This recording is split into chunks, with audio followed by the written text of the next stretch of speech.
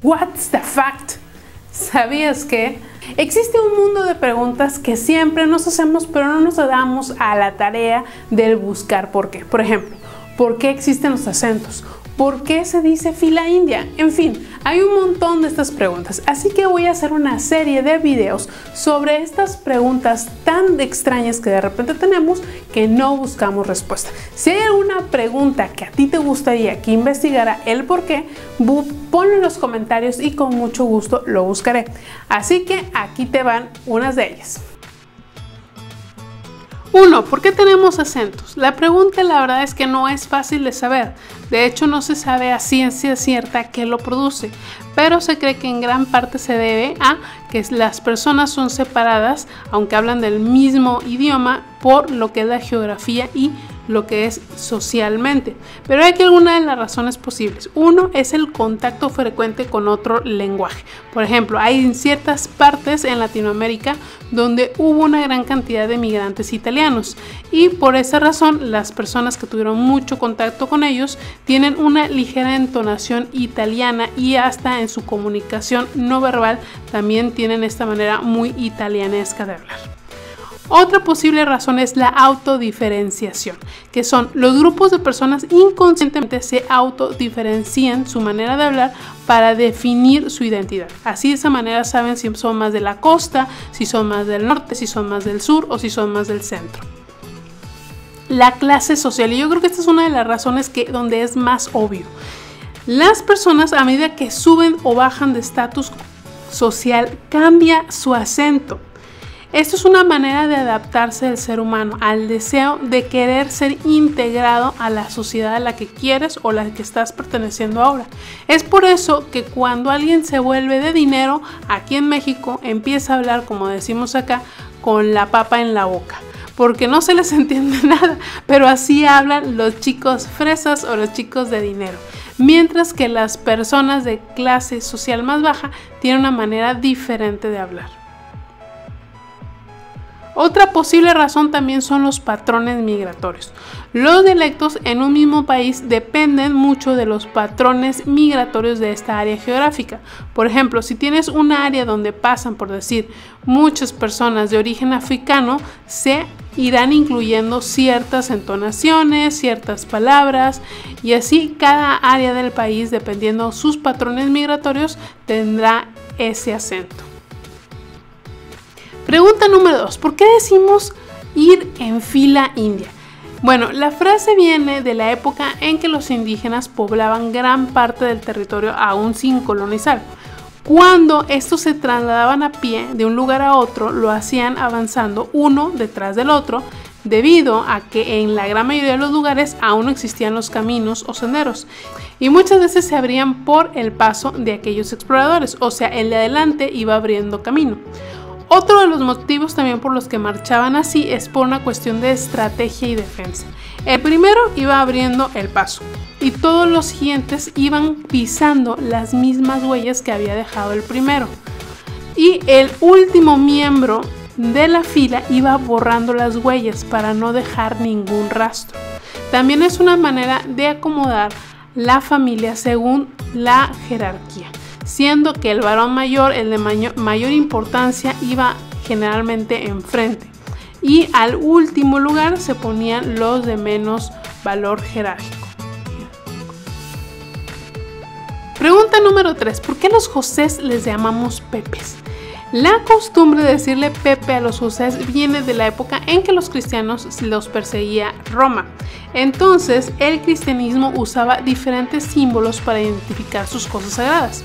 Así es como Jesús se le identificaba con un pez, a los cristianos con una cruz y a San José como Pater Putativus, al que se podía ser considerado padre de Jesús. Por motivos de clandestinidad se abreviaba como PP y aún se mantiene escrito en algunas paredes de las catatumbas. De ahí viene lo de decirle a los Josés Pepe. ¿Por qué cantan los gallos en el amanecer? Bueno, en realidad cantan a cualquier hora del día y muchas veces.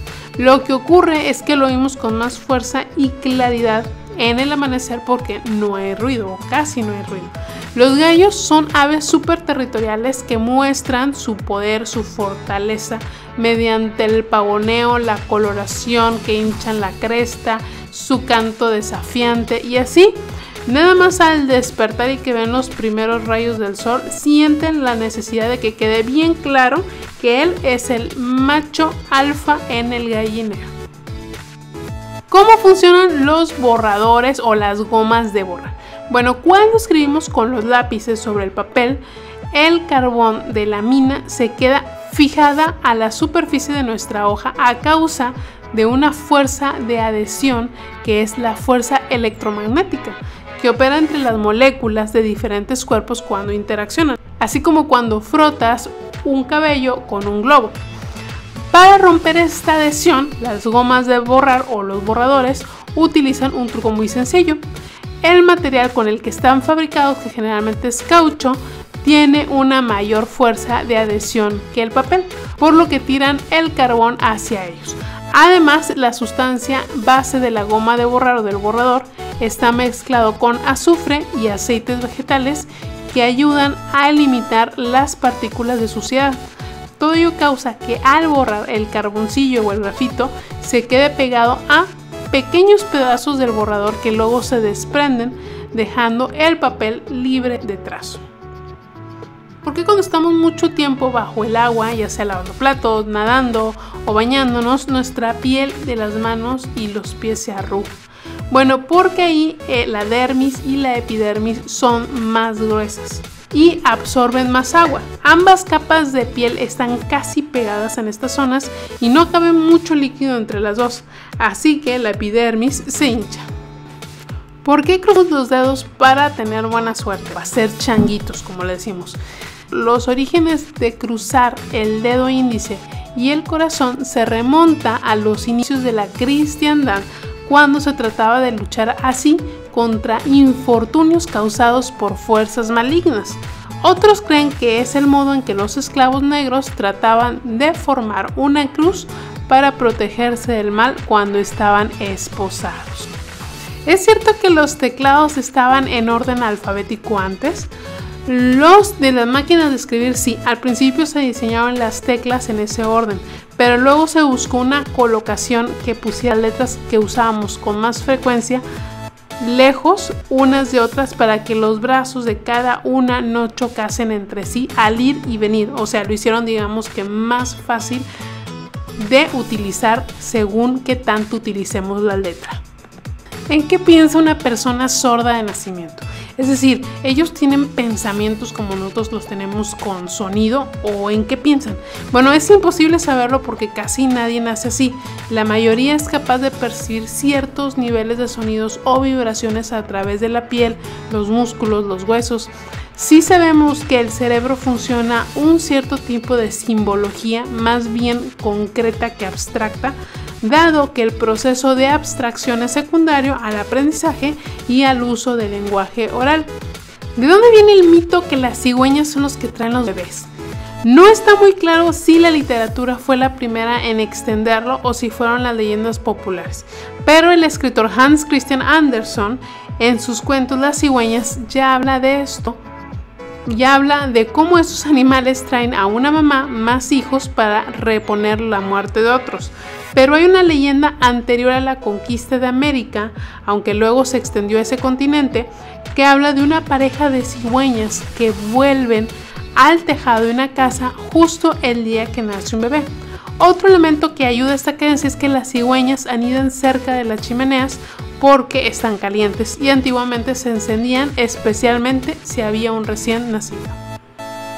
¿De dónde salió la frase las paredes oyen? Bueno, al parecer la reina de Francia, Catalina de Medici, mandó instalar secretamente una amplia red de conductos acústicos en las paredes del palacio, y estas les permitiría oír las conversaciones del lugar aún más distantes.